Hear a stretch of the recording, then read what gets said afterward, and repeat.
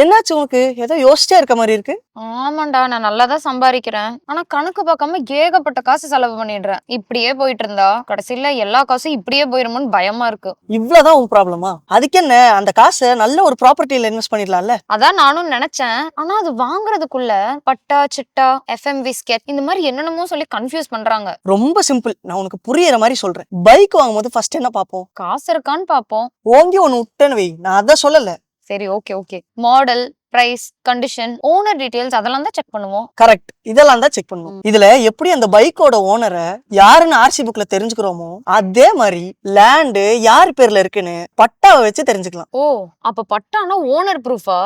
Exactly. அப்ப சிட்டா? பைக்குக்கு ஆர்சி மட்டும் இருந்தா போதுமா? அது பெட்ரோலா, எலக்ட்ரிக்கா, எந்த கேட்டகரின்னு தெரிஞ்சுக்க வேணாமா? சிட்டாவும் அப்படிதான். லேண்ட் டைப் என்ன, அக்ரிகல்ச்சரா, ரெசிடென்சியலா, யூசேஜ் டீடைல்ஸ் என்ன, அதெல்லாம் தெரிஞ்சுக்கிறதுக்கு தான் சிட்டா வேணும். சரி, பட்டாவை வச்சு ஓனர் யாருன்னு தெரிஞ்சுக்கலாம், சிட்டாவை வச்சு லேண்ட் டைப் என்னன்னு தெரிஞ்சுக்கலாம். அப்போ எஃப்எம்வி ஸ்கெட்ச்னா என்ன?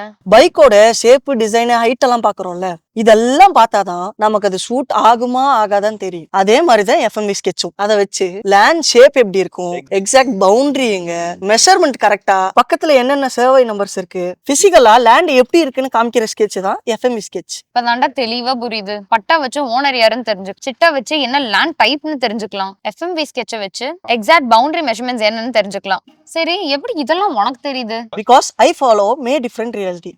நீங்களும் ரியல் எஸ்டேட்டை ஸ்கிராச்ல இருந்து தெரிஞ்சுக்கணும்னா மறக்காம இந்த பேஜை ஃபாலோ பண்ணிக்கோங்க.